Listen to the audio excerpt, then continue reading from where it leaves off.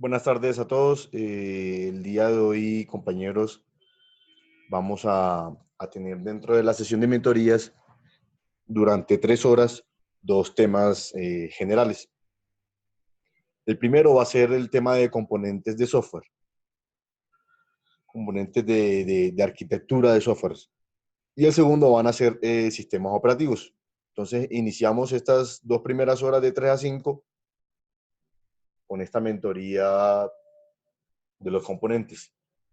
Vamos a basarnos como igualmente en las mentorías anteriores con una documentación que tenemos y podemos ir mirando algo adicional o algunos artículos, incluso temas o algunas fuentes por internet, pero inicialmente nos vamos a basar con esto de documentación, principalmente con esta PPT que tiene unas 23, 22 diapositivas de temario y así vamos avanzando. Para los componentes de arquitectura tenemos 9 sesiones, iniciando con una introducción, luego seguimos con una parte de conceptualización o definición, seguimos con propiedades, vamos a ver arquitecturas basadas en cliente-servidor para arquitectura de software, también vamos a ver componentes relacionados a la arquitectura de base de datos. Vamos a tocar también tema de arquitectura de pipeline o tuberías y filtros. También vamos a ver la arquitectura por sistemas de capas o por jerarquías, algunas referencias y preguntas que eventualmente, pero que durante la mentoría, en cualquier momento pueden interrumpir. Claro, sí, ya les amplío la presentación.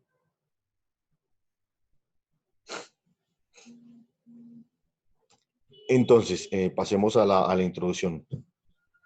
Inicialmente, tal vez podríamos haber realizado esto del día de ayer o incluso el lunes. Vamos a ver un poco de conceptualización sobre arquitectura de software como tal. Entonces, básicamente la arquitectura de software se refiere o está relacionado a una estructuración de un sistema, que el objetivo o lo ideal es que se cree previamente al desarrollo, previamente a esa disciplina o esa etapa de construcción o desarrollo.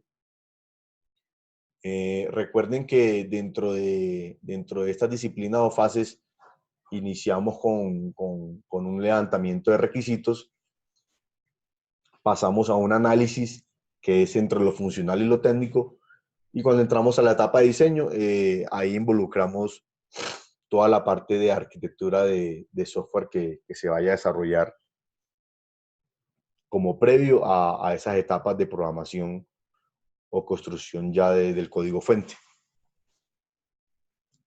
Esta estructuración a la que se refiere la arquitectura de software, inicialmente se comienza con un diseño de alto nivel para empezar con la parte más abstracta, sobre todo relacionado con la parte del procesos de negocio, y empezar a bajar ya en detalle y profundizar hasta llegar a la parte más baja o el nivel más bajo, que es la parte más tecnológica y técnica de la ingeniería de software.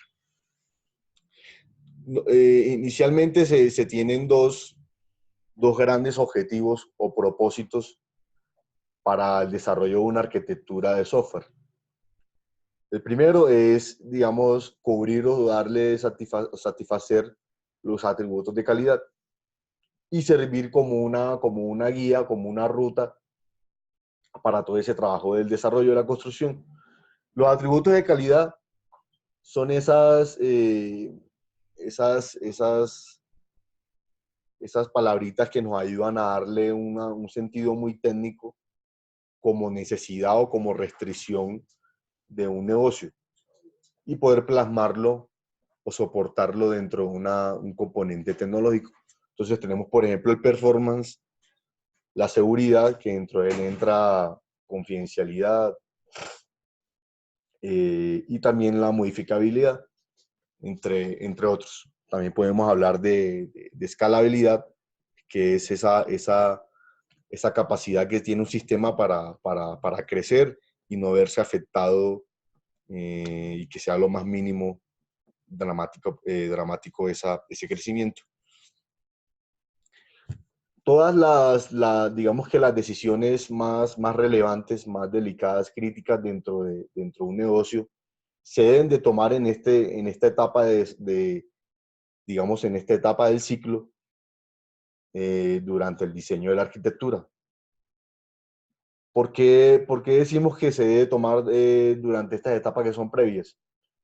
Para evitar altos costos y que se vean afectados todos digamos, los componentes o desarrollos que soportan la arquitectura del software. Por eso hay que, digamos que el objetivo, o uno de los objetivos de la arquitectura, es prever y proyectarse a futuro para evitar cambios bruscos más adelante. Obviamente siempre tenemos que tener una mente abierta al cambio, incluso lo hablábamos en las mentorías anteriores, pero la idea es que todas esas restricciones o requisitos que sean más core del negocio, más críticos dentro de un sistema, dentro de una organización, se puedan definir y diseñar durante esta etapa, no cuando ya estemos adelantados incluso en desarrollo, porque va a ser problemático y bastante costoso también.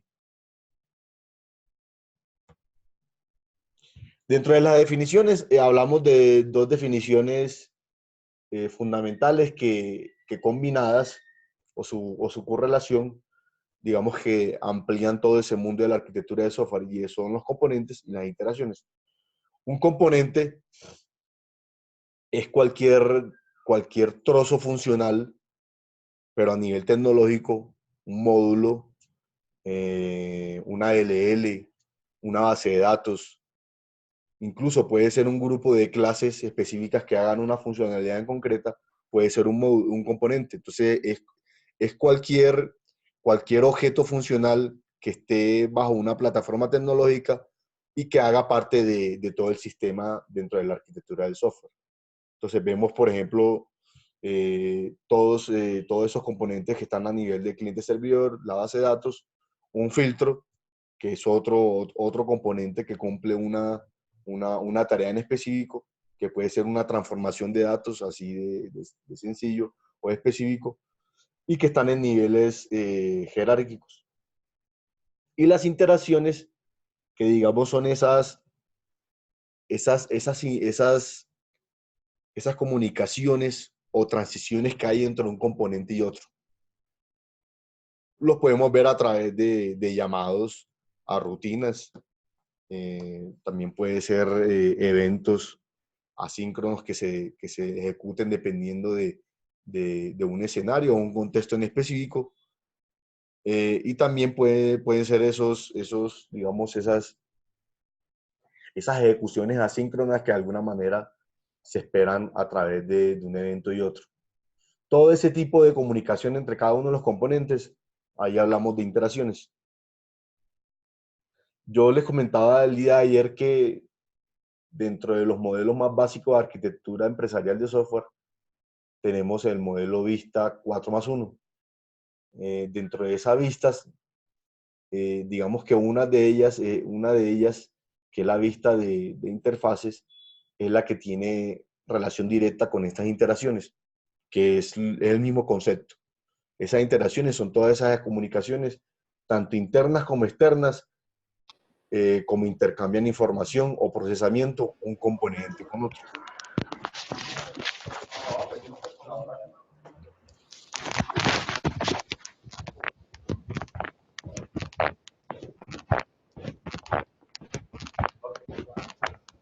Ahora pasamos a propiedades y relaciones. El concepto no se está viendo bien. Creo que esta diapositiva está. Vamos a tener que verla así. por el momento veamos esta diapositiva que tiene un error. Hablamos ahora de propiedades y las relaciones entre esos componentes. Entonces, las propiedades, digamos que son esa característica que tienen los componentes para entender de alguna manera cómo interactúan con los demás. Digamos que a nivel de arquitectura de software, esos componentes no deben especificar sus propiedades internas. Esas propiedades internas deben estar ocultas y simplemente lo que se necesita para la ejecución de los demás. Entonces, ¿qué es lo que se necesita para hacer una solicitud? ¿Y qué recibe o qué devuelve ese componente para saber qué recibimos de esa solicitud que vamos a hacer? Las relaciones entre los componentes, digamos que también está muy relacionado con las interacciones y son esos llamados entre uno y otros.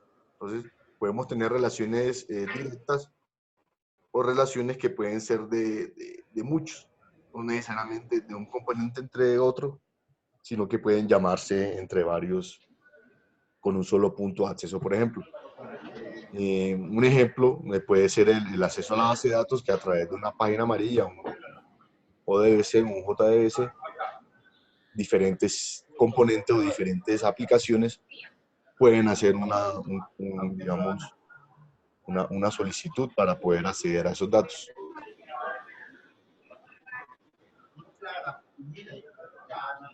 Entrando a mirar un poco las diferentes arquitecturas, por ejemplo, arquitecturas, de los más usados y básicos, la arquitectura cliente-servidor. Entonces, tenemos básicamente dos componentes, un componente cliente y un componente servidor. Ese componente cliente generalmente son muchos, pero puede ser también uno solo, que puede ser un componente, no de un usuario como tal, sino una aplicación que de alguna manera se integra a ese servidor como componente. Y el componente servidor también puede ser N. Puede ser incluso la misma aplicación, pero que está replicada en diferentes, digamos, diferentes servidores o nodos físicos. Ahí podemos ver una imagen donde vemos cuatro componentes de cliente. Son los 4 PCs que están en la parte izquierda. Pasan a través de un tubo. Ese tubo puede ser una red LAN, una red WAN o Internet. Pasan a través de ese tubo para llegar a un flujo y hacer una petición que sea una línea punteada de color azul de izquierda a derecha. Pasa al servidor y el servidor hace su procesamiento, consulta a través de otro componente que es la base de datos y devuelve esa respuesta de la solicitud que le dio el cliente. Dentro de las principales características que tenemos es que hay una relación entre esos procesos que se están corriendo y que están en diferentes máquinas, en diferentes, digamos, sitios físicos. Entonces tenemos ese servidor que hace la vez de un proveedor entregando un servicio o proveyendo un servicio y un cliente que es el que consume, el que hace la solicitud esperando una respuesta.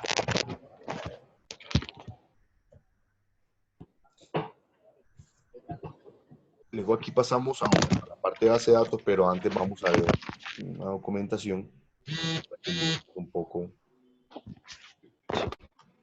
más de ejemplos que tenemos de arquitectura y algunas definiciones de conceptualización que también es que las tengamos claras para poder tener más entendimiento de todo el desarrollo de arquitectura. Mirándolo desde el punto de vista de los requisitos, siempre vamos a iniciar o vamos a arrancar el punto de inicio con una especificación. Esa especificación era la que les decía ahorita, con otras palabras, pero que es lo mismo, un levantamiento de requisitos, que es, digamos, ese obtener de las necesidades que se tengan, tanto funcionales como no funcionales. Entonces ahí empezamos a mirar qué es lo que queremos para empezar a mirar las otras fases, cómo las hacemos. Tenemos un camino y empezamos a recorrer ese camino para ir documentando toda esa información y teniendo claro qué es lo que vamos a necesitar, teniendo en cuenta incluso qué riesgos vamos a tener, porque esos riesgos nos va a dar una pauta para tomar decisiones dentro de la arquitectura. Por ejemplo, en qué plataforma o en qué lenguaje de programación vamos a construir nuestra arquitectura. Por otro lado, entonces empezamos a bajar a esas fases y empieza la fase de arquitectura, que está muy relacionada con el diseño. Entonces, dentro de la arquitectura, recuerden que el producto o el resultado de ese desarrollo de la arquitectura de software va a ser un diseño que puede ser de alto nivel para poder empezar a bajar a ese detallado, que sería el de la fase siguiente. Luego la implementación, que ya es la puesta en marcha de la programación con el código fuente. Y también podemos tener una verificación, que pueden ser esas pruebas o el testing de forma integral del sistema o de los sistemas.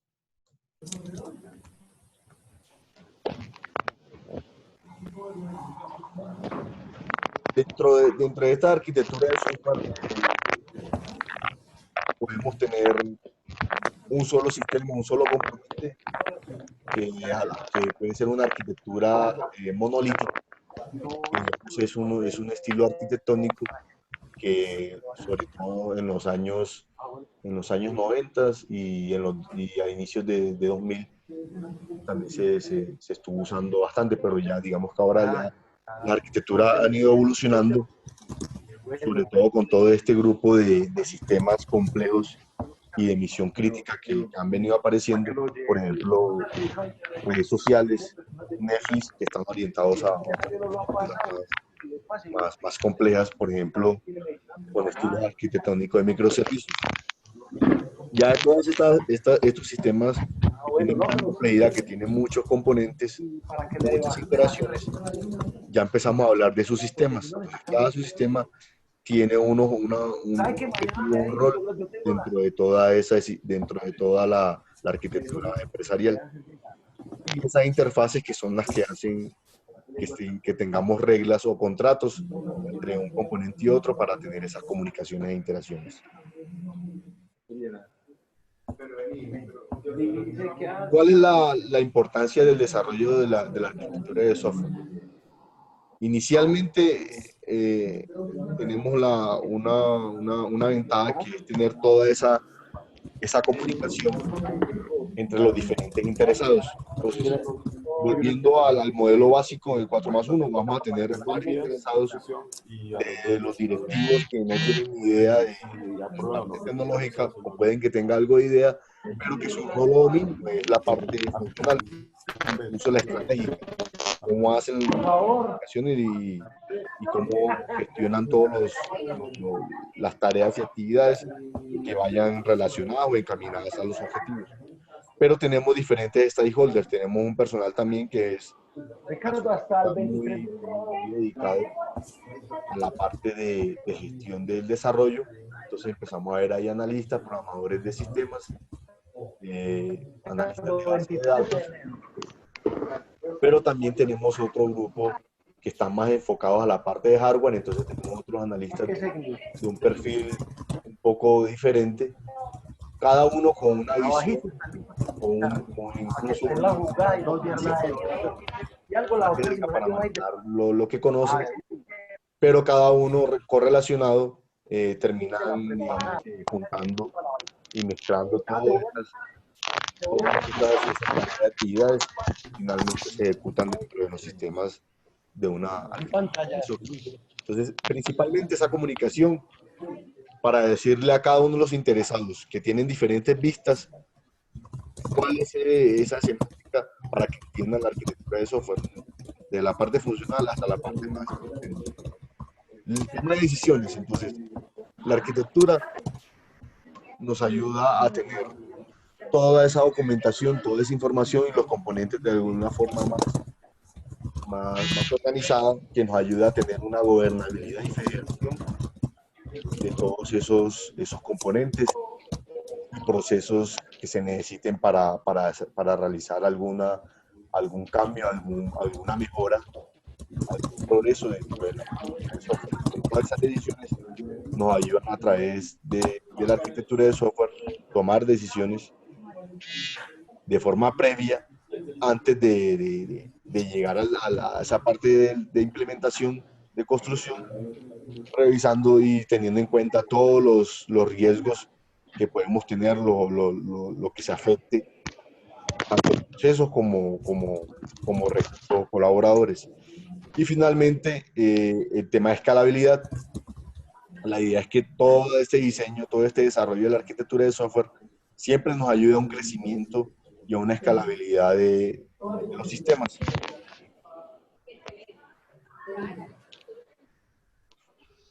Entonces, volvemos a tocar otra vez el tema de los atributos de calidad. Estos atributos de calidad son que no son dos. funcionales, son, digamos, puntos muy técnicos. Vamos a hablar de rendimiento con el performance, seguridad, Claro, los de disponibilidad y mantenibilidad, etcétera. no, no termina de leer. Digamos que hay un grupo de 8 o 9 que ya están Si de predefinidos, pronto necesitan que le amplíen algo, llama a la muchacha del Pascual, porque si yo tengo esa mi pero mamá, yo pongo que la cada uno debemos hacer un análisis pero ya detallado no de cada se uno dice. para ver cómo es el impacto dentro de nuestro sistema, El teléfono de la muchacha. enfocándolo a los requisitos y esas restricciones que tengamos. Cuando hablo de requisitos, me estoy refiriendo a todo tipo de requisitos, tanto funcional como no funcional. Y las restricciones también. Podemos tener restricciones funcionales, pero también tenemos muchas restricciones no funcionales. Una restricción funcional que es muy común dentro de los proyectos y, por ejemplo, en este caso, lo hemos venido teniendo desde los compromisos con ustedes, que son las restricciones a nivel de recursos, a nivel de tiempo. Por ejemplo, la que tenemos y la que comentamos ayer de entregar esa capacidad y diseño de arquitectura Elkin, para buenas la tardes. semana. Espero que te Esa es una encuentres muy bien. restricción de Un tiempo. saludo. Nosotros tenemos que Te ir hablaba para trabajando pedirte un para favor que poder necesito cubrir y cumplir un con esa poco, restricción si de tiempo. pueden Pero colaborar también podemos urgente. tener Lo que pasa es restricciones que a necesito del nivel año técnico. 2017 todos los Por valores ejemplo, pagados por una prepagada conocemos para compañías que este que de contrato que alguna estoy manera buscando están ya muy para este casadas año me hagan una con reducción de la plataformas, retención en la fuente. Yo por ya ejemplo, ingresé a la Microsoft. página como usuario y no me Si lo ellos quieren permite crear un descargar. componente Por nuevo, ahí hacer un indagar un ajuste en un poquito componente que ya y dicen exista, que esa lo más certificación no seguro es sale que hasta sigan marzo. trabajando con su Quiero saber si usted me plataforma puede componente. colaborar con Entonces, esos ese es un valores, tipo de en dónde restricciones envío esos que de también rendimiento está, digamos que al en el mismo año. nivel de Quedo esta atento si me arquitectura de puedes calidad. colaborar. Un abrazo. Ahora, para pasar a mirar el estilo y la estructura que una aplicación tiene, que Sí, puede claro, ya ser los tengo llamado inclusos también, también. cuál es la arquitectura Yo te envié en el WhatsApp uno cómo se software. llena.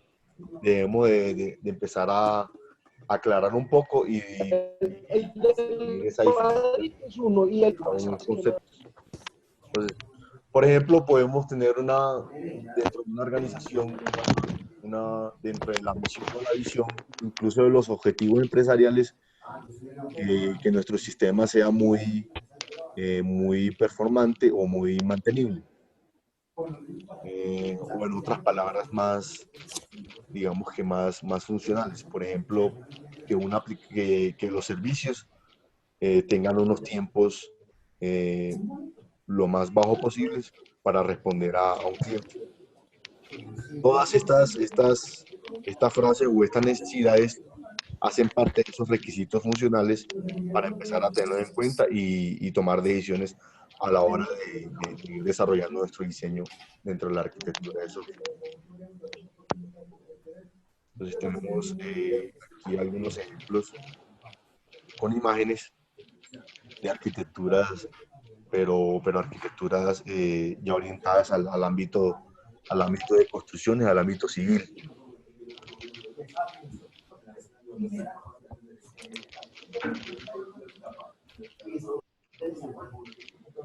Fíjense que, por ejemplo, aquí tenemos 3 tipos de edificio. todo este tema de arquitectura de software o arquitectura empresarial de software nació a partir de la ingeniería civil y todo el tema de arquitectura civil. Se dice, por ejemplo, que un edificio tiene un estilo y este vendría siendo un estilo arquitectónico. Se maneja el mismo concepto dentro del software para hablar de que un estilo arquitectónico es esa estructura que tiene un sistema, hablando de la jerarquía o capas que pueda tener tanto lógica como física una aplicación o un sistema. También hablamos del tema de patrones de software, que es un poco más detallado,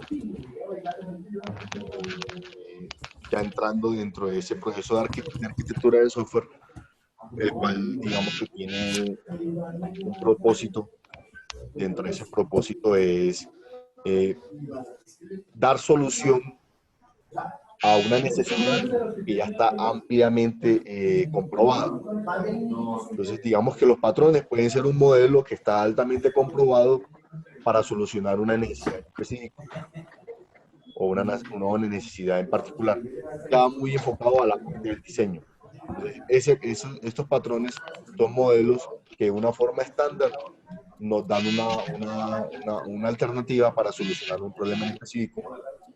Estos patrones, digamos que tienen un estándar para realizar su definición y que podamos entenderlo. Entonces tenemos cinco partes fundamentales, que son el nombre del patrón, un contexto, que es el escenario, ese ámbito donde se aplica. Tenemos un problema, que es la necesidad o el inconveniente que hay que solucionar, y la solución, que es cómo se implementa.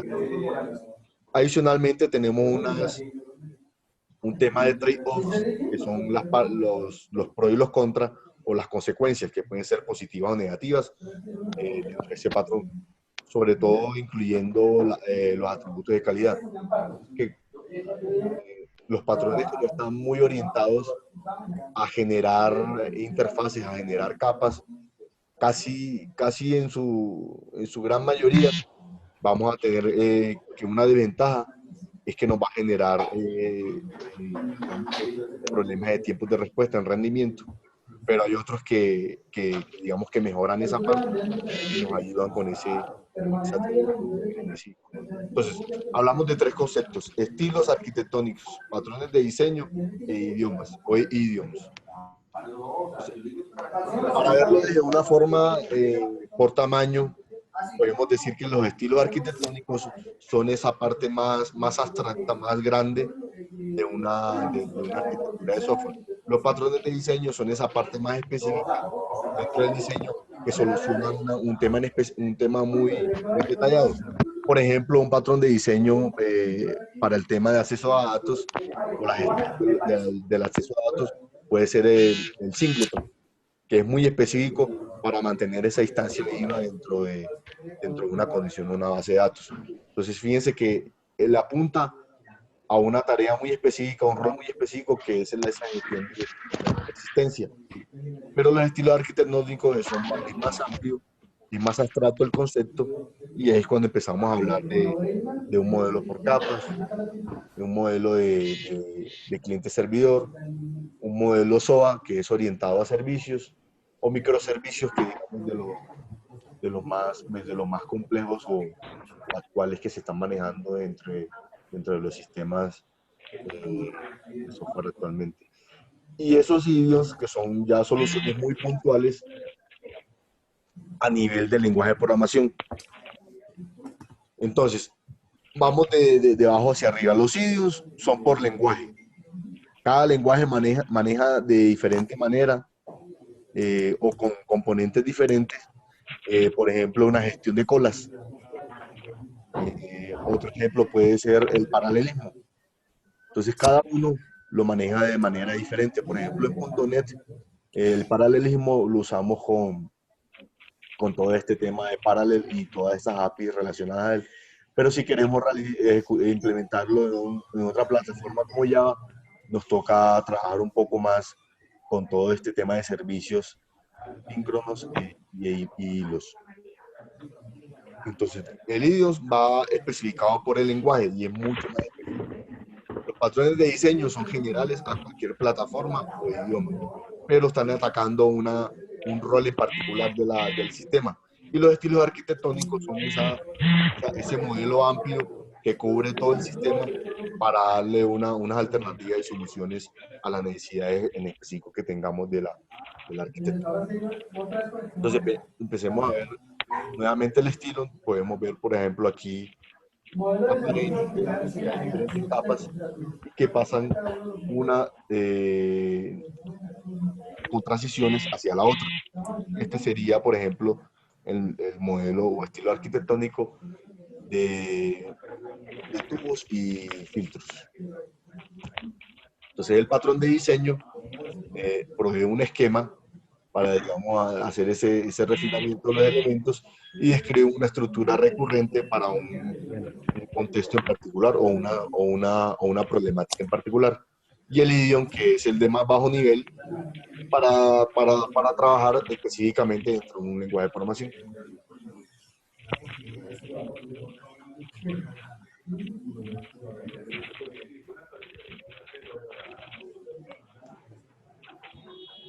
¿Cómo llegamos a tomar una decisión de usar un estilo de arquitectónico en específico? Digamos que hay dos formas. La inicial, que es que hay una solución y algo de esa solución como estilo nos está sirviendo y que debemos adaptarla. Entonces, hay soluciones que no encajan del todo dentro de las necesidades, pero que podemos tomar las cosas que nos benefician y adaptarla a nuestra necesidad. Pero puede haber también el caso que, digamos que es el menos común, que no encontramos un estilo a nuestra necesidad en particular, y ahí es cuando nos toca o empezamos a realizar un estilo propio, incluso mezclándolo con diferentes estilos. No tiene que ser uno solo en específico, sino sacando alguna cosita de cada uno. Podemos generar uno, empezamos a darle una definición a ese estilo, a ese nuevo estilo.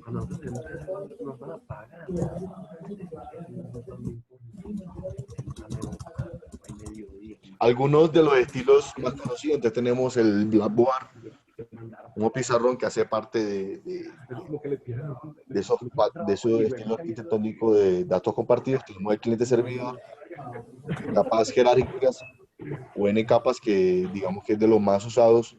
Incluso muchos de los patrones más específicos, más complejos, digamos que se descomponen o salen a partir de estos estilos que son más generales.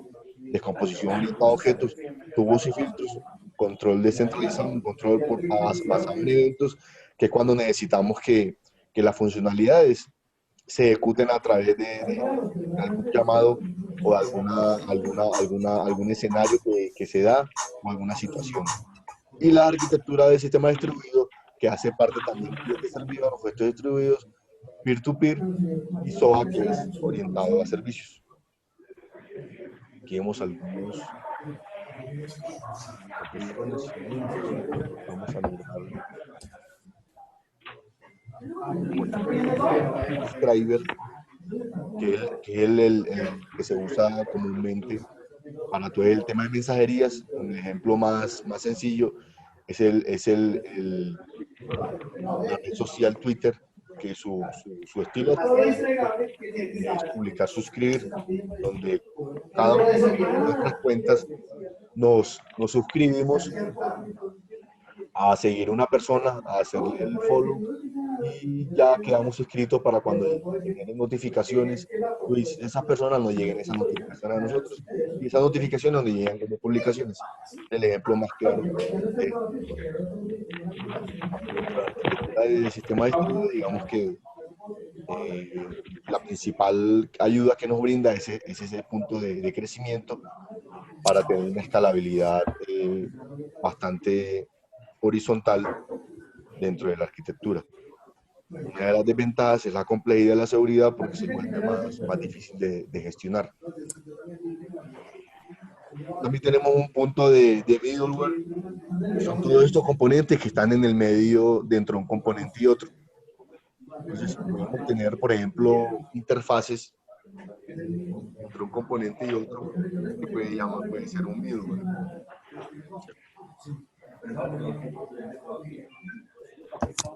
Muchos de esos middleware, digamos que no es normal que los implementemos, pero lo usamos porque ya están, digamos que dentro del mercado y ya con necesidades específicas.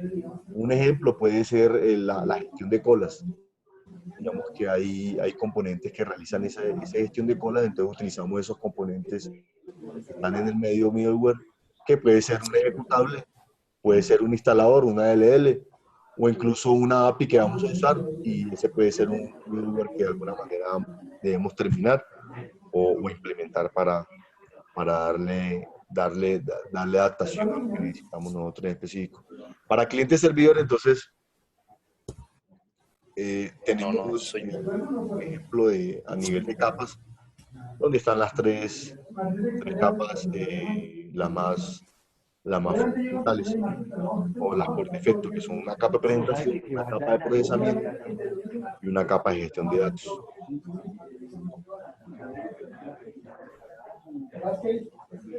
Como les decía inicialmente, esta arquitectura, que son las más generales, tiene unas variaciones. Empezamos a ver, por ejemplo, un cliente servidor en 2 niveles. Cuando hablamos de niveles, estamos hablando de la parte más física. Cuando hablamos de niveles, hablamos de servidores, hablamos de nodos. Cuando hablamos de capas, es más en el ámbito lógico, para decir una capa se encarga de la presentación o una capa se encarga de las reglas del negocio. Entonces, tener en cuenta esa diferencia entre nivel y capa, porque no tiene que ver nada lo uno con la otra, son completamente diferentes. Pero tenemos también entonces diferentes clases de arquitecturas, que son las variaciones. Tenemos, por ejemplo, un cliente servidor en 2 niveles, y hay un cliente fino y un cliente grueso, que son diferentes formas de tener ese cliente. Ese cliente fino es el que solamente se encarga de tener esa interacción entre el sistema y lo que solicita y recibe. Pero un cliente grueso es aquel que de alguna manera puede procesar también información dentro de su máquina o dentro de su dispositivo donde está realizando las solicitudes.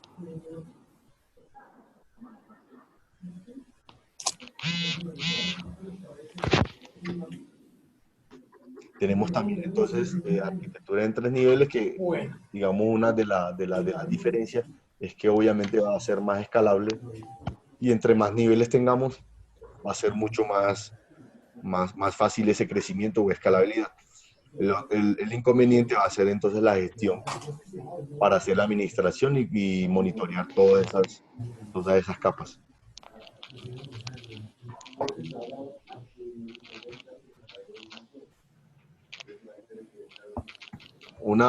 Digamos que otra variación dentro de esa arquitectura o estilos arquitectónicos distribuidos, tenemos SOA, que es orientado a servicios. Entonces, básicamente tenemos varios componentes que son agnósticos entre uno y otro.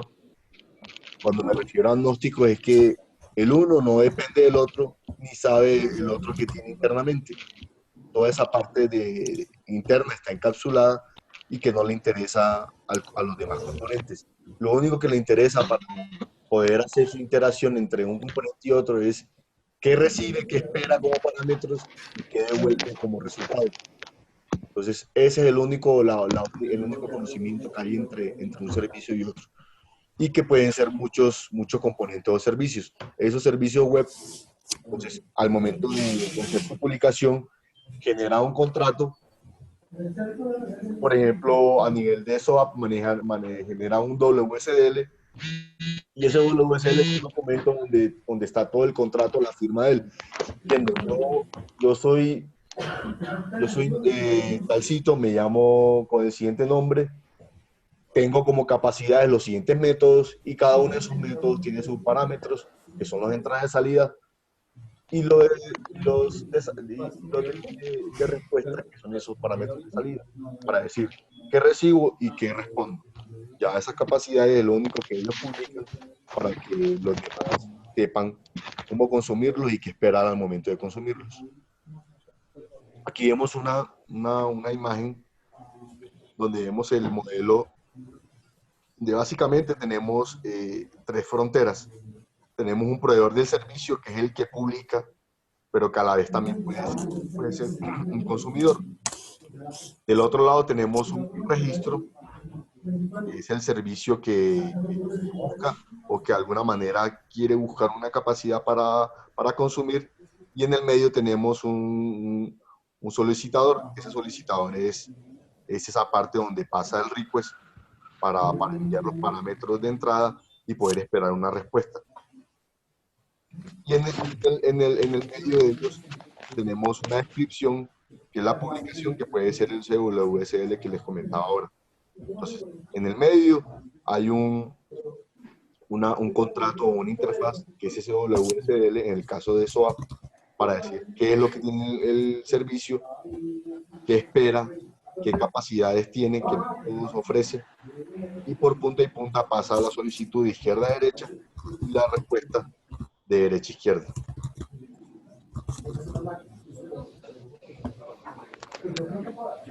Para hablar un poco de los estándares, entonces, bueno, El 20 y pico.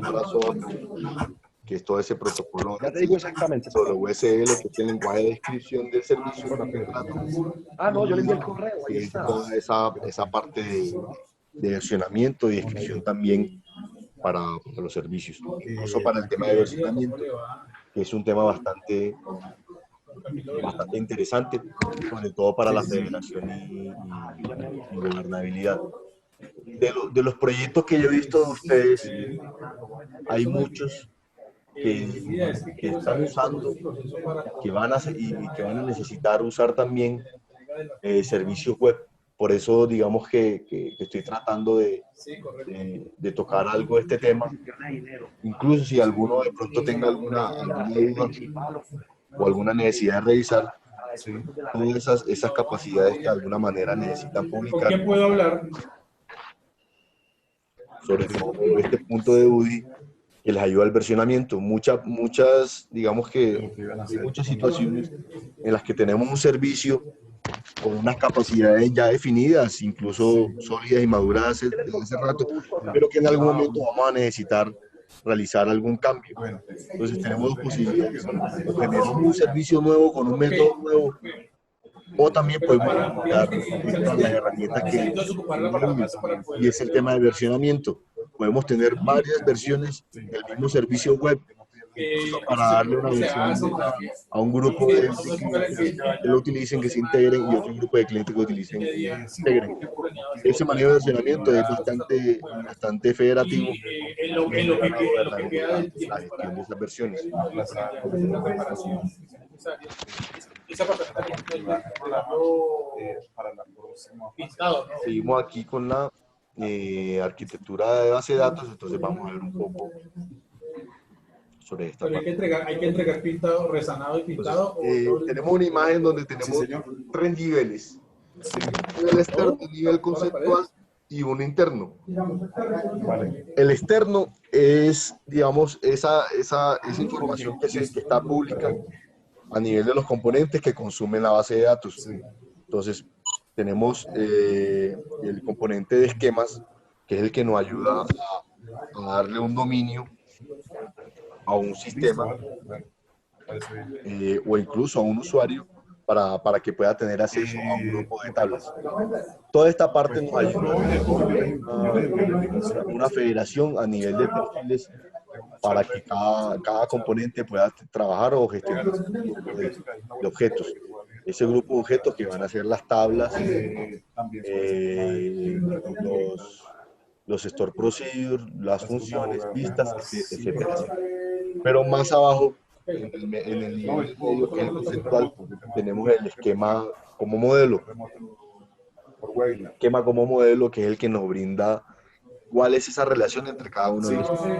Yo se los envío por ahí. El que está más, digamos, más oculto, que ya es dentro de la base de datos, qué tablas tiene, cómo se relaciona esas tablas entre una y otra, restricciones y, digamos, características que tiene cada uno. Dentro de esas características de la arquitectura de base de datos, entonces tenemos tres principales: la conexión en red, un procesamiento y una distribución de datos. Esa conexión en red, que es esa forma en que cada componente se integra a esa base de datos. Esa es una, digamos, es un estilo arquitectónico orientado a cliente-servidor. Entonces, generalmente tenemos la base de datos en un servidor y ese servidor se conectan otros servidores externos o internos que puede ser dentro de la misma red para acceder a los datos que tiene ese sistema de base de datos. La gente es Procesamiento paralelo dentro de la máquina, que son todas esas tareas que el motor propio utiliza. Entonces, muchas tareas al tiempo, incluso brindándole diferentes accesos a componentes a N componentes. Y la distribución de datos, que es toda esa accesibilidad que permite con diferentes clientes o diferentes sistemas que asigna a ella. Aquí volvemos a mirarlo, entonces el nivel interno, que es el más bajo a nivel de abstracción, toda la parte de los componentes como objetos de la base de datos. El conceptual, que es el de la abstracción o el del medio, que es esa representación más a nivel de lógica o de proceso de negocio. Y el externo, que son todos esos esquemas o incluso esos componentes, por ejemplo, las vistas, que se asocian de alguna manera a un usuario o un componente para que pueda acceder a los datos.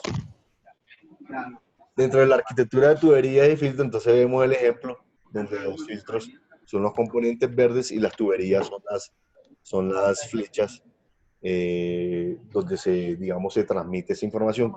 Y los filtros, que son los que realizan una transformación o un procesamiento a nivel de datos para pasar de un filtro a otro a través de los tubos.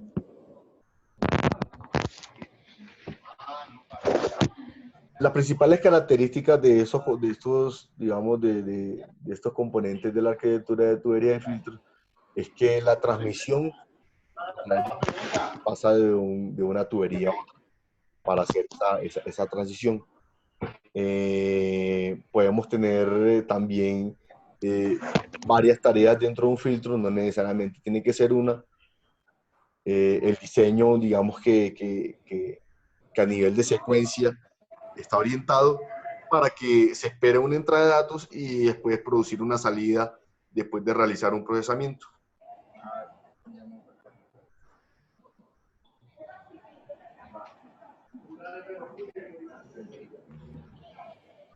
¿En qué momento se puede utilizar este tipo de arquitectura? Cuando tenemos una secuencia ya muy definida y que no va a tener alteraciones esta secuencia. También cuando no necesitamos temas asincrónicos, cuando no necesitamos que se ejecuten eventos especiales en algunas situaciones o escenarios, esta arquitectura nos puede ser muy útil. ¿Cuáles son las ventajas? Es simple de entender e implementar. También tiene su facilidad para la administración y el control de ella, sobre todo con temas de soporte y mantenimiento. Pero como desventajas, digamos que no maneja o no tiene esa capacidad de manejar condicionales y lógicas de control de flujo, porque tiene una secuencia muy plana para pasar de un punto a otro. Para pasar a nivel de sistemas de capas, estas arquitecturas las vemos muy a nivel jerárquico, entonces podemos hablar de que inicialmente tenemos 3 capas que son las fundamentales, las que estuvimos viendo hace un momento. Entonces tenemos la capa de presentación, la capa de negocio y la capa de datos. A partir de esas, digamos que podemos empezar a descubrir o a implementar capas diferentes. Por ejemplo, una capa muy muy usada es esa llamada de utilidades o transversales que impactan no solamente a una capa, sino que pueden impactar a cualquiera de las que estén implementadas inicialmente. Entonces, esa capa que digamos que de alguna manera se ve o interactúa con todas las demás, también puede ser una adicional a esas tres iniciales. Regálenme un segundo. Ahora que recuerdo, nos toca, compañeros, pasarnos a otra meeting, porque en estos momentos esta va a ser usada. Entonces, yo les voy a pasar por el correo que les pasé y también a través de Efraín, les vamos a pasar otra URL para seguir en otra meeting. Denme un segundo, yo...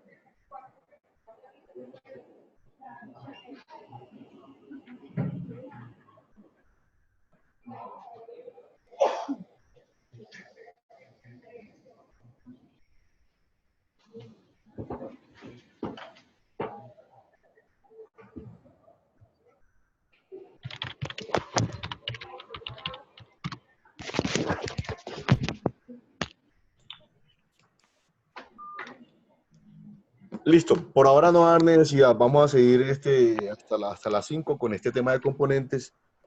Creo que por ahora, de pronto a las 6 nos toca mirar. Sí, sí, habló. ¿Algún compañero desea decir algo?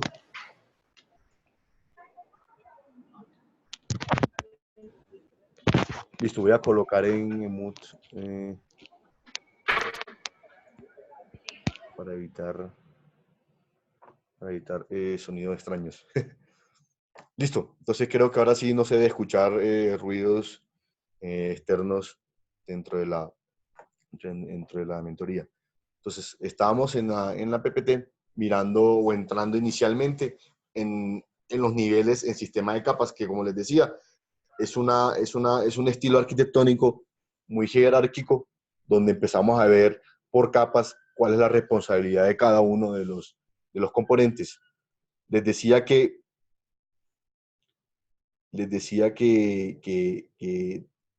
esas capas tenemos que mirarlas a nivel muy funcional o de rol. ¿Cuál es la funcionalidad o la tarea de esas capas?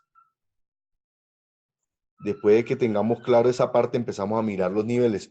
Les decía anteriormente que debemos diferenciar cuál es el objetivo o la característica de capas versus niveles. Entonces, niveles, siempre pensamos en una estructura muy física. Empezamos a pensar en hardware, empezamos a pensar en un nodo, en un servidor, pero en la parte de capas es a nivel muy de rol o funcional. Por ejemplo, nosotros podemos tener una aplicación, un sistema con una arquitectura de software, un estilo arquitectónico por capas, que puede ser de 3 capas y un solo nivel. Cuando hablamos de 3 capas, entonces estamos hablando seguramente de una capa de presentación, una capa de negocio y una capa de datos. Pero un nivel quiere decir que es una aplicación que está desplegada y montada en un solo servidor. Entonces, pero si tenemos diferentes servidores, entonces ahí sí vamos a hablar de diferentes niveles. Ahorita lo vamos a profundizar un poco, pero debemos de tener claridad de esa diferencia entre capas y niveles.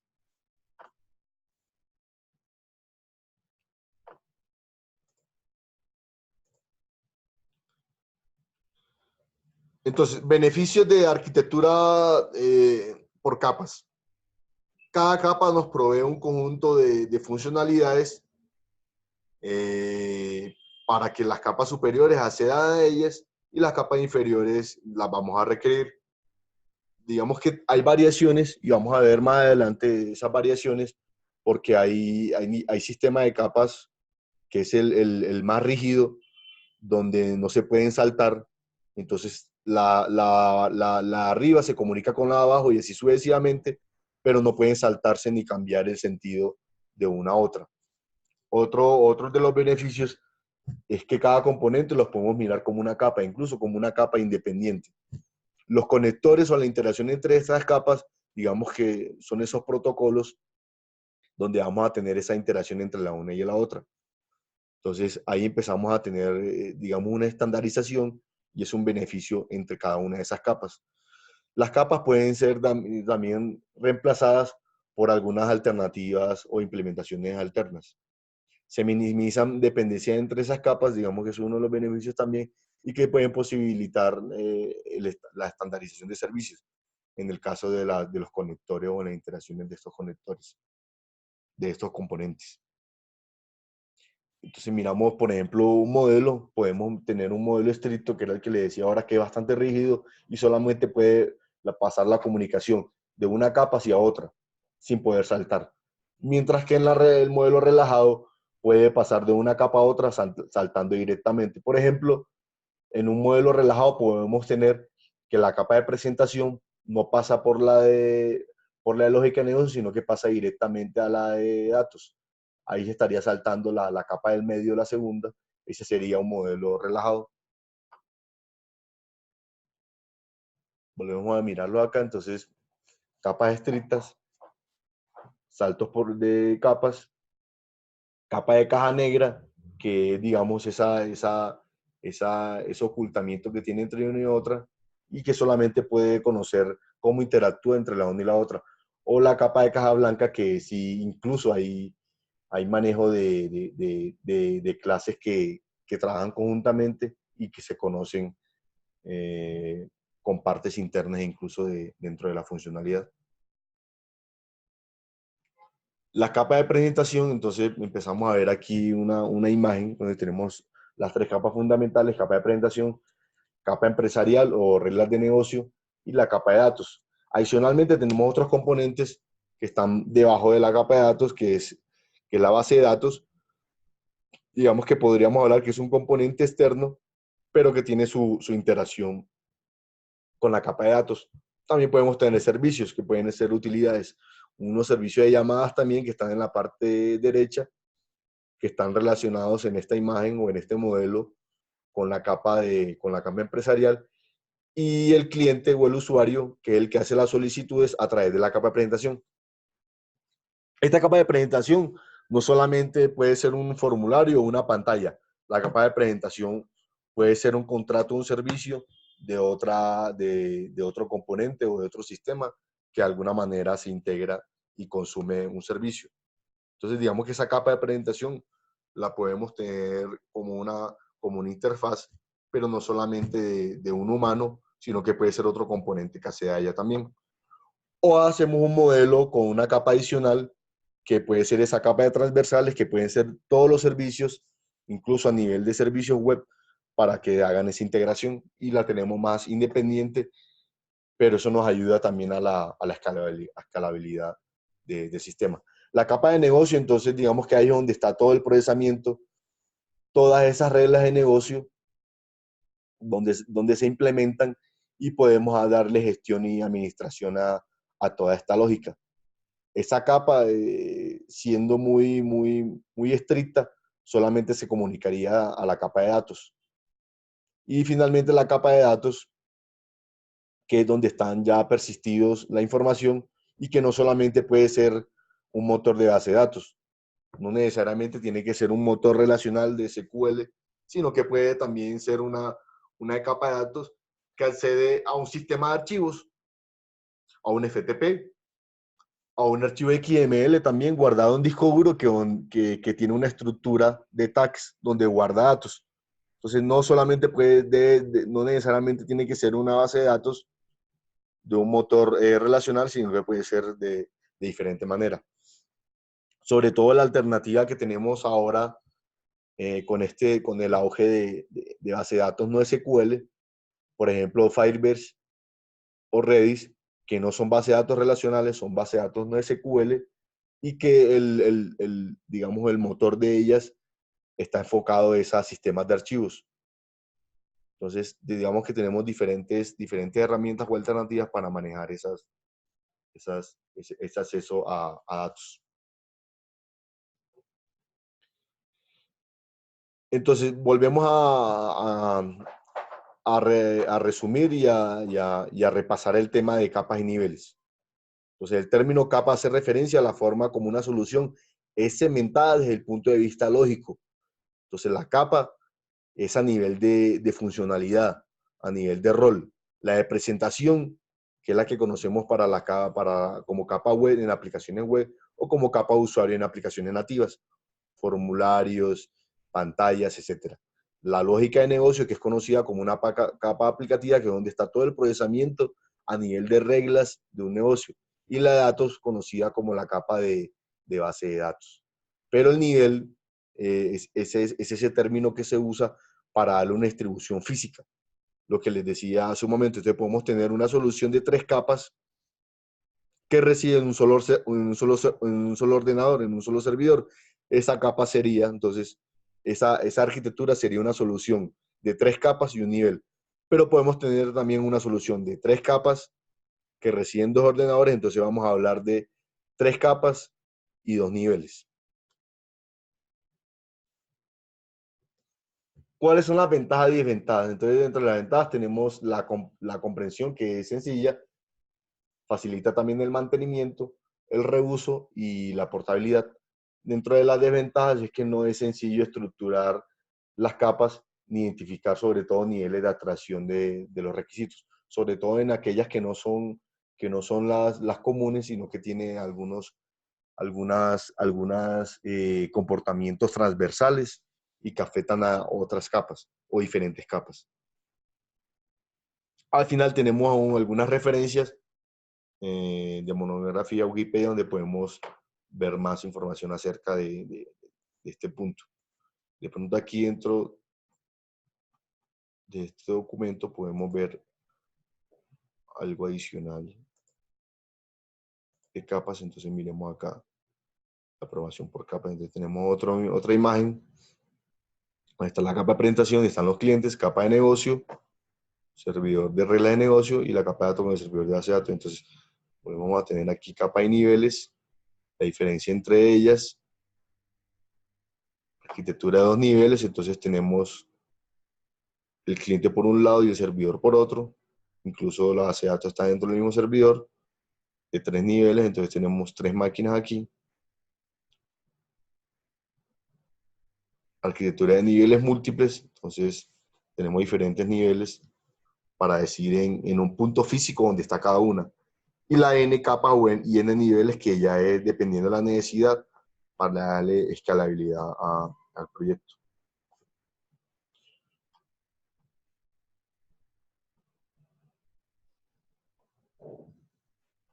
Vamos aquí a ver. Almacenamiento, digamos que hay diferentes formas de llamarlo, pero termina siendo lo mismo. Aquí podemos ver 2 niveles, entonces tenemos un nivel de datos y un nivel de aplicación. Vemos que las aplicaciones más sencillas, sobre todo orientadas a la web, manejan este número de niveles.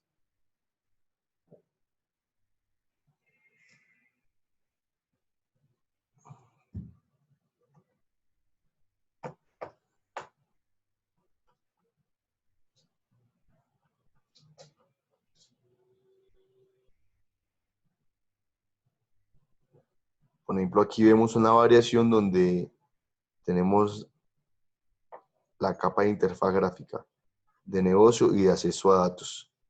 Y Data Tier, que es específicamente donde está el componente de la base de datos o el motor. Estas 3 de acá arriba son digamos, las más básicas, que casi siempre tenemos por defecto, pero independizaron una o crearon una nueva llamada capa de entidades, que sería esa parte del modelo del dominio, y que la pueden usar tanto en la de negocio como en el acceso a datos. Estas entidades también algunas veces las podemos utilizar a través del patrón DTO. para utilizar, digamos que estructuras y esa transferencia de objetos y esas estructuras.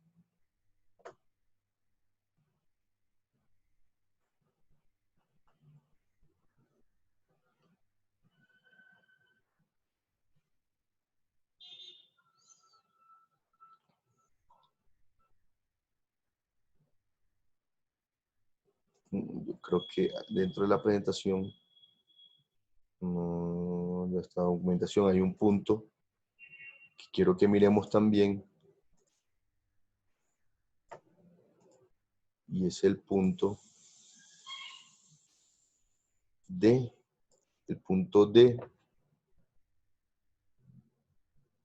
de evaluación de arquitectura.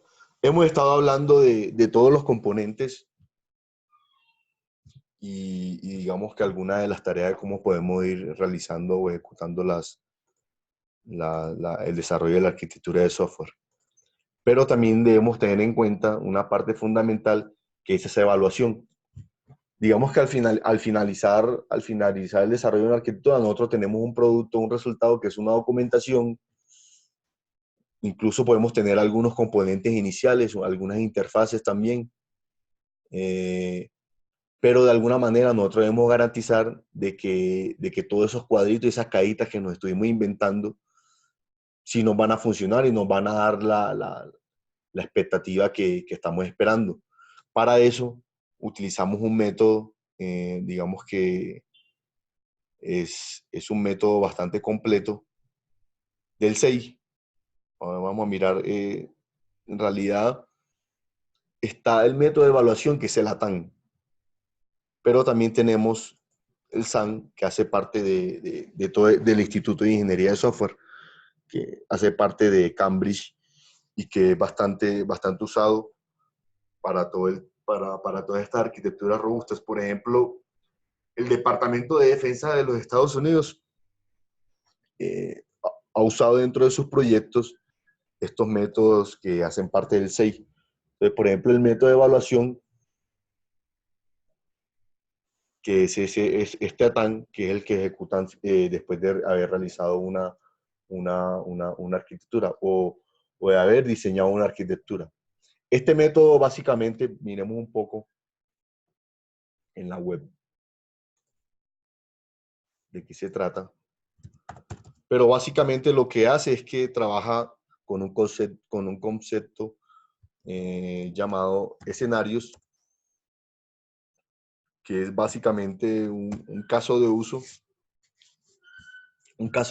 funcional que involucra también atributos de calidad. Y estos atributos de calidad les da unas restricciones a ese caso de uso para ejecutarse. Entonces puede haber un caso de uso que sea la consulta de una factura, un ejemplo de un servicio de facturación, y que esa consulta de factura, dentro de su cuantificación, debe estar o entregar una respuesta menor a 2000 milisegundos.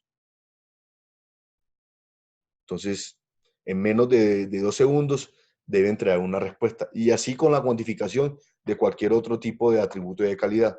Si miramos algo aquí de ATAN, entonces es un método de evaluación para la evaluación de arquitectura de software.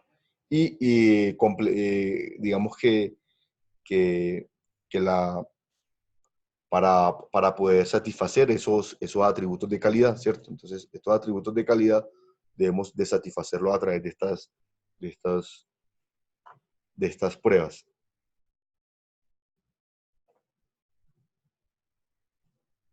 Entonces, tenemos unos escenarios que siendo el punto más básico o el punto core, y esos escenarios deben estar orientados a los puntos más críticos de la aplicación. Incluso si puede haber un escenario que sea completamente transversal a un sistema o que afecte a la mayoría de componentes, esos son los escenarios más relevantes y a los que debemos de tener en cuenta dentro de estas pruebas. Estas pruebas son conceptuales, no son funcionales, porque estamos apenas en el punto de la arquitectura de software. Pero a pesar de que sean conceptuales, podemos hacer pruebas de concepto con componentes específicos. Podemos ver qué rendimiento tiene, por ejemplo, un motor de base de datos para darnos una respuesta y dar un aproximado de la realidad de cómo podría dar un resultado a alguna de estas pruebas, estos escenarios. Entonces, estos escenarios deben estar enfocados a esas partes críticas del sistema, del negocio, y que afecten a la mayoría digamos, de componentes a través del sistema. Entonces, dentro de los escenarios hacemos un análisis, lo ponemos a prueba y empezamos a realizar unos trade-offs, empezamos a decir qué beneficios tiene, qué temas en contra tiene, asumimos unos riesgos o no asumimos unos riesgos, y esos puntos, digamos, neurálgicos o de más sensibilidad para tomar una decisión. Dentro de esas decisiones podemos decir que vamos a utilizar una plataforma diferente a otra porque nos da, por ejemplo, un tiempo de respuesta mejor que otra, o simplemente podemos decir que por complejidad de aprendizaje estamos usando una plataforma con X lenguaje, pero que vamos a seguir con esa y no vamos a cambiar a otra, y ahí empezamos a hacer un trade-off. Nos demoramos en el aprendizaje, pero tenemos el soporte de una plataforma que ya venimos trabajando hace años, y así tomar decisiones frente a estas pruebas. Este tema de la TAN es un poquito, digamos que grueso, pero que lo podemos adaptar a las necesidades que tengamos nosotros dentro de nuestras organizaciones. No necesariamente tiene que ser tan cuadriculado como lo exige el SEI. Incluso para el ATAN, el SEI tiene unos formatos específicos donde colocamos toda esa información, pero como les digo, nosotros tomamos lo que necesitamos del modelo. Hay cosas que sí van a ser imposibles de ignorar, que necesitamos utilizar obligatoriamente, pero así podemos utilizarlo con las necesidades que queramos. Por ejemplo, si nosotros utilizamos metodologías ágiles para el desarrollo, entonces tenemos que empezar a hacer una mezcla que finalmente va a terminar siendo un framework específicamente para todos.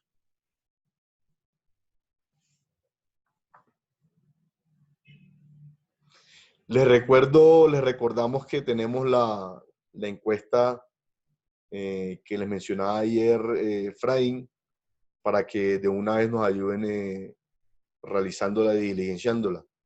Ya estamos a mitad de semana y no nos podemos descuidar con esos puntos para evitar que se nos sigan pasando. Entonces, ahí en el chat, Efraín les pasó la URL para que entren a la encuesta y por favor nos ayuden diligenciándola.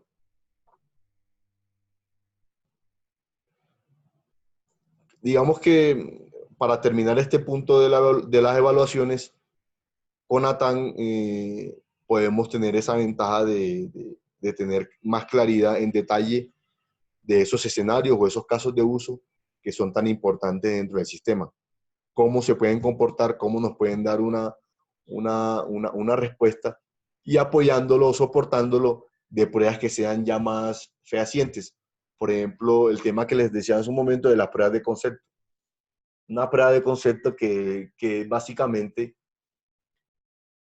tomar una pequeña parte muy relevante e implementarla en algún componente. Entonces ahí sí estamos hablando ya de usar o de realizar una implementación en alguna plataforma, un código fuente con algún sistema pequeño, pero ejecutando solamente una parte pequeña. Esas pruebas de concepto nos van a dar una idea a grandes rasgos de cómo puede funcionar o cómo puede ser el comportamiento de una funcionalidad en específica. Entonces, estos escenarios, a pesar de que con el ATAN se hacen esas pruebas muy conceptuales, las podemos soportar con pruebas de concepto, incluso con los prototipos.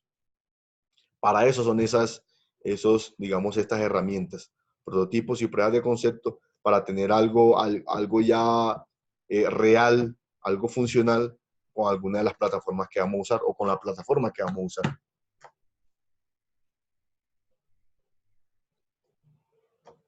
Bueno, entonces dentro de estas evaluaciones tenemos el ATAN y aparte tenemos también un método de análisis para SAN. Vamos a mirar un poco más del 6 que digamos es bastante robusto, pero que tiene sus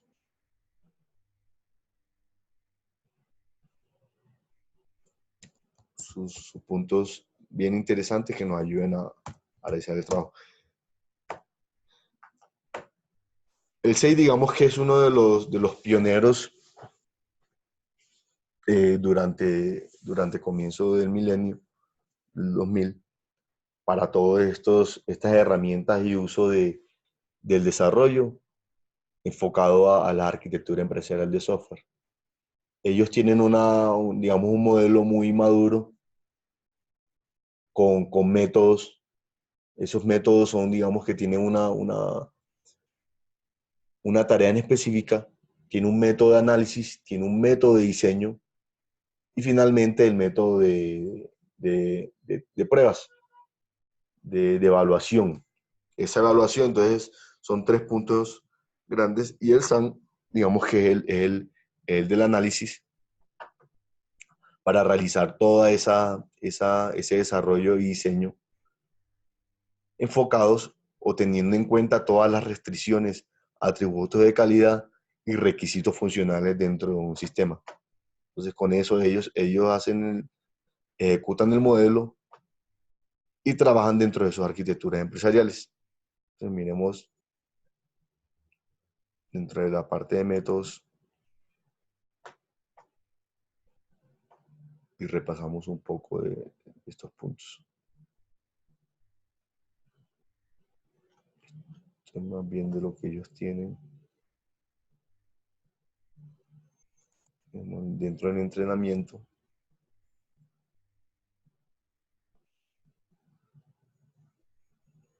Manejo de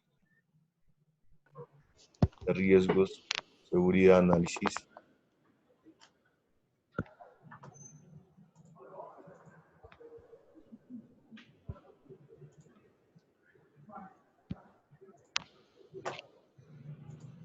Dentro de los grupos que tenemos en estos momentos, ¿alguno ha tratado alguno de estos métodos o algo similar dentro del SEI? De pronto un método de evaluación, pruebas de concepto que hayan hecho, desarrollo de escenarios que tal vez pueda compartir, pueda dar alguna opinión de su experiencia, o si tienen preguntas, pues mucho mejor para desarrollarlas en este tiempo que nos queda.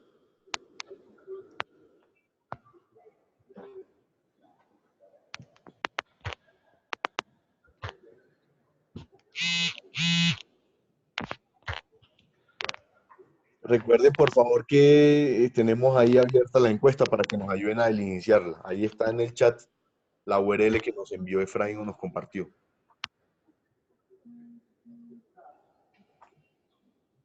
A ver, busquemos un poco diferente.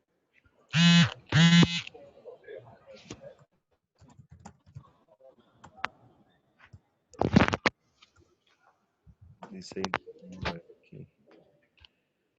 6 métodos.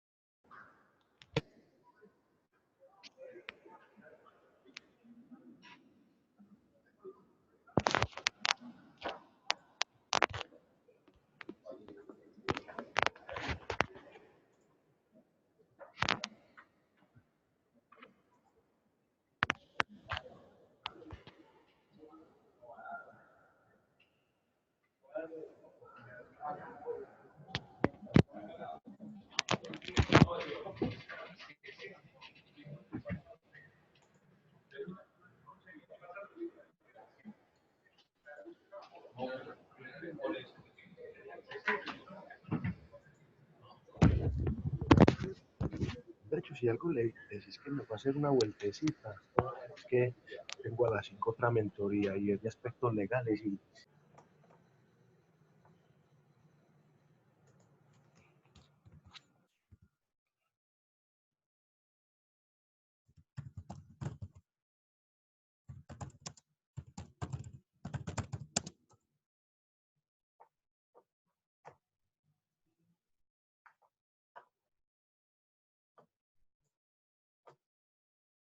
no hay para la casa.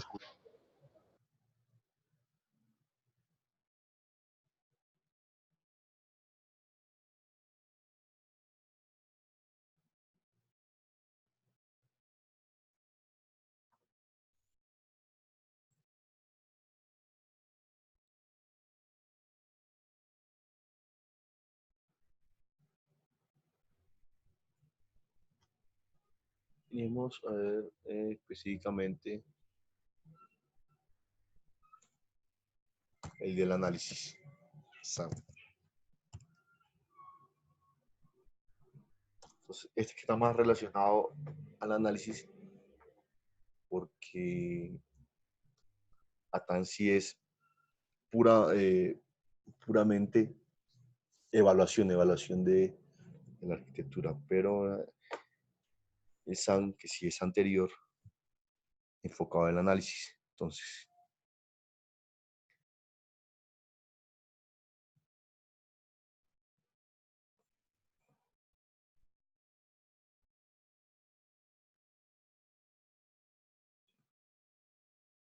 tenemos dentro de otra fuente.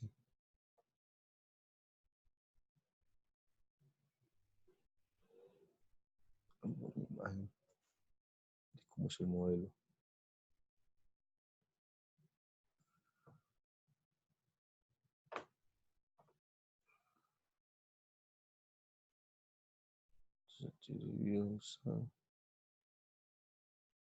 Entonces, ¿cuánto?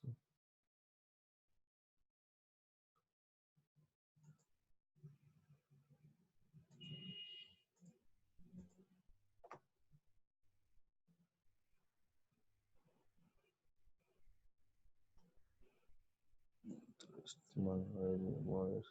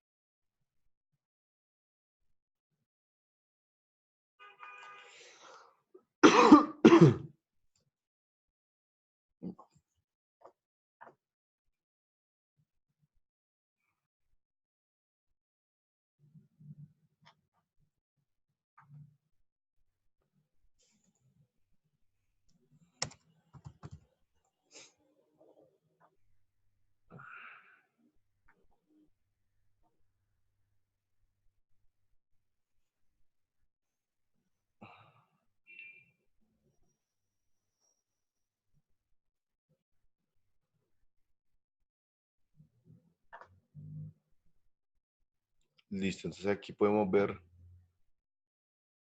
digamos que tenemos por pasos, cuando se hace, empezar a hacer el análisis, en el paso 2, y esto es, entonces miramos el valor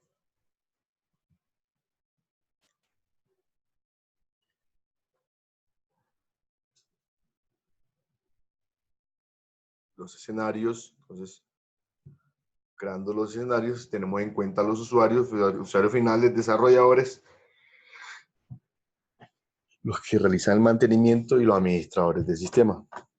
Cada una de las, digamos, de las perspectivas. Entonces, los funcionales, los de aplicaciones, los de mantenimiento y los administradores. Entonces, para los pasos aquí están 1,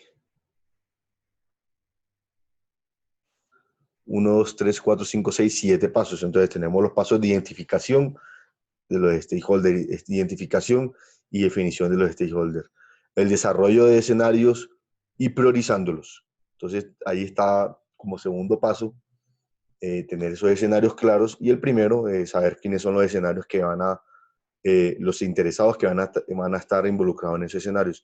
Después se describen unas arquitecturas candidatas que, digamos, son las primeras arquitecturas que se adecúan a esas necesidades que tenemos. Se clasifican los escenarios, que son los directos e indirectos. Se ejecuta la evaluación de los escenarios, que es la parte que les decía que es muy conceptual, pero que debemos soportar para tener una claridad y garantizar de que en la vida real un prototipo o una prueba de concepto nos va a ayudar con estas evaluaciones conceptuales. Luego miramos las interacciones más relevantes y generamos un resultado de esa evaluación. Esos son a grandes rasgos los pasos que tiene digamos que estas evaluaciones en cuanto a SAN, ¿cierto? Entonces aquí vemos unos ejemplos. Le decía que hay unos formatos muy específicos que tiene el SEI, o que propone el SEI, pero que debemos tomar lo que verdaderamente nos interesa para tener esa funcionalidad a la acorde a la que nosotros necesitamos, y no tomar todo como nos lo entregan. También hay un tema de interacción que es de los pasos, que es básicamente una recomendación o sugerencia que entrega el SEI, de que estos escenarios o estas pruebas, estas evaluaciones, no se deben ejecutar solamente una vez. Puede que haya casos donde una sola vez, pero que el afinamiento es un punto bastante importante dentro del desarrollo de la arquitectura. Entonces, ese afinamiento es realizar los 7 pasos o los pasos que tenga el método que estamos ejecutando, pero irlo afinando para volver a ejecutarlo nuevamente. Y si tenemos que devolvernos a un punto anterior dentro de los pasos y volver a afinar, lo volvemos a hacer. La idea es que esta evaluación sea lo más cuantificable posible y exacta. O sea, que los datos que manejemos dentro de ella, tanto de expectativas, de requisitos, de atributos de calidad, como de los resultados, sean los datos exactos para evitar confusiones, y a la hora de ya desarrollar la programación o la construcción de los sistemas, no tengamos sorpresas dentro de la construcción.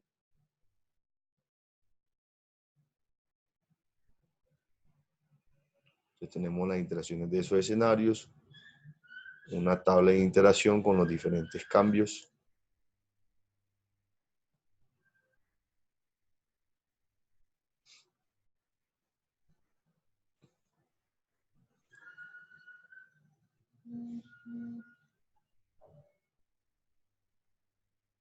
El principal escenario, que digamos que sería, en el caso que estábamos hablando, esos escenarios que son críticos y que de alguna forma van a impactar diferentes procesos del negocio. Y en el método de ATAN, entonces vamos a mirar un poco los pasos de ATAN para tener una idea de esas evaluaciones que son bastante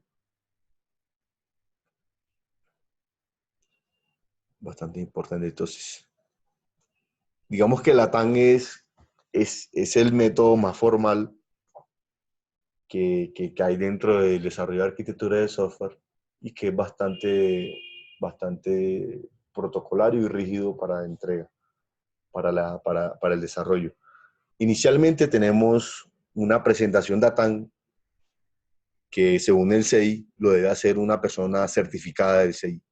Una persona certificada que haya tenido experiencia con esta evaluación de arquitecturas y que haga esa presentación. Esa presentación es básicamente decir qué es el método, para qué es el método y cómo se va a hacer, incluyendo planificación de cronogramas y pasos dentro de la ejecución del método. Después se presentan unos controladores del negocio, que son todos esos requisitos funcionales que van a ser los más relevantes a tener en cuenta dentro del desarrollo de la arquitectura. Luego se hace una presentación de la arquitectura donde se muestra el avance de la arquitectura, cómo está definida, cómo está diseñada hasta el momento. Se identifican unos estilos de arquitectura, que son esos patrones arquitectónicos o estilos arquitectónicos que se están definiendo para trabajar. Luego se genera un árbol de utilidades de los atributos de calidad. Entonces, ese árbol básicamente lo que hace es identificar todos esos atributos de calidad, cuáles son sus características, la definición de cada uno, incluso dándole unas prioridades y pesos a estos. Luego se hace una licitación de los estilos de arquitectura con un análisis. Ese análisis es revisando de alguna manera, evaluando esos estilos de arquitectura que ya se tienen. Luego se hace una generación de los escenarios para darle una priorización, se mapean junto con los estilos para decir cada escenario a qué estilo le compete o hacer ese match. Y finalmente se hace un reporte de la evaluación de cada uno de esos escenarios. Esos son más o menos cómo se componen estos pasos de la TAN. Entonces aquí vemos un poco de detalle la presentación, las técnicas, las salidas que van a ser los escenarios, los estilos de arquitectura. Se hace una presentación de los controladores, una presentación de la arquitectura. Se identifican los estilos de arquitectura, entonces vamos a tener ejemplos aquí de algunas arquitecturas, pero que van a ser esos estilos que se pueden ir usando o que están definiéndose dentro de la arquitectura. Y pues se hace el árbol de las utilidades. Entonces aquí tenemos, como les decía, se empiezan a mapear los atributos de calidad, modificabilidad, rendimiento, disponibilidad, y se empiezan a mapear con los escenarios. O sea, aquí tenemos, por ejemplo, un escenario de un reinicio rápido en una falla de un disco duro. Ese es un escenario muy enfocado al tema de recuperación. Entonces, un escenario es, digamos, una situación que puede ocurrir, que puede pasar y que debe ser evaluada dentro del método. Y que en este caso está pegando o realizando el match con el tema de la disponibilidad. O sea, aquí se le dan unas prioridades y unos números para darle incluso pesos.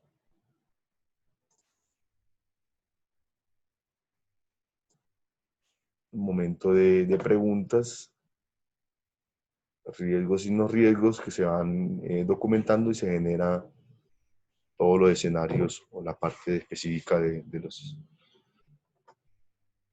Se priorizan, entonces se dicen cuáles son los escenarios más importantes y que deben ejecutarse, porque puede que se generen escenarios que al final no se van a evaluar, que no tenga esa relevancia para evaluar, y se evalúan solamente los que tengan su mayor peso o mayor importancia. Entonces, ejemplos de escenarios, un caso de uso, un necesario que tenga una especificación. Entonces, la especificación puede ser adicionar un nuevo servidor de datos para reducir la latencia a un 50%. Ese es un escenario.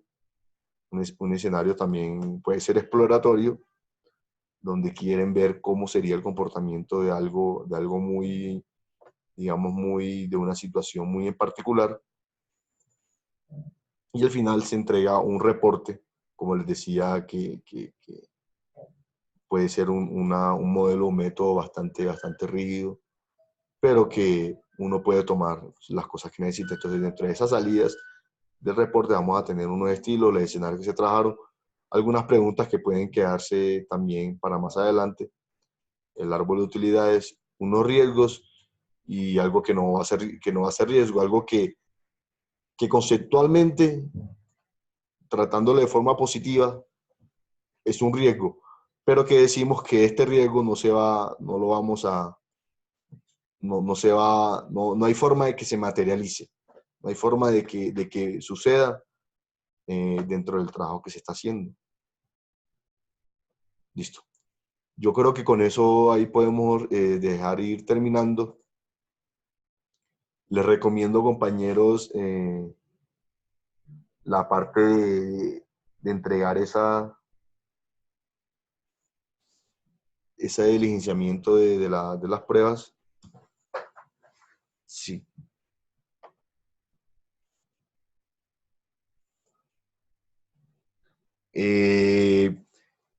Efraín, ¿cuál asistencia? ¿Será el pantallazo donde veamos los grupos?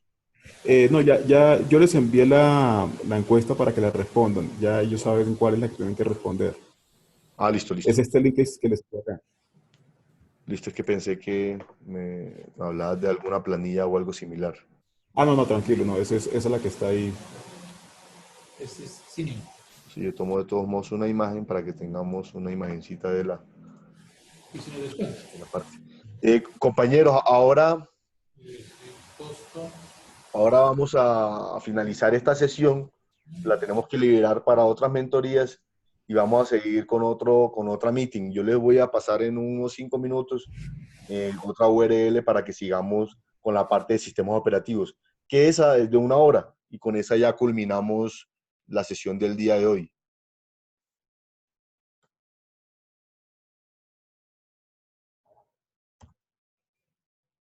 Listo, entonces con eso, Efraín, vamos terminando esta parte de... Listo, Renato, te recomiendo entonces la grabación de esta y pues para que por favor la finalices para yo arrancar la otra, la de de una. aspectos legales, que esa también pues comenzamos ahorita a las 5. Entonces, para que por favor termines la reunión tuya y yo entonces puedo abrirla con la cuenta que tú estás usando. Y luego tú abres con la otra cuenta para que hagas la de sistemas operativos por ahí en 15 minutos. Entendido, Efraín. Sí, Ecoservice, compañero de Ecoservice. Vamos a tener un receso de unos 10 minutos, entonces, mientras que terminamos acá y abrimos la otra sesión y le enviamos la URL. Entonces nos vemos en unos minutos. Listo, vale.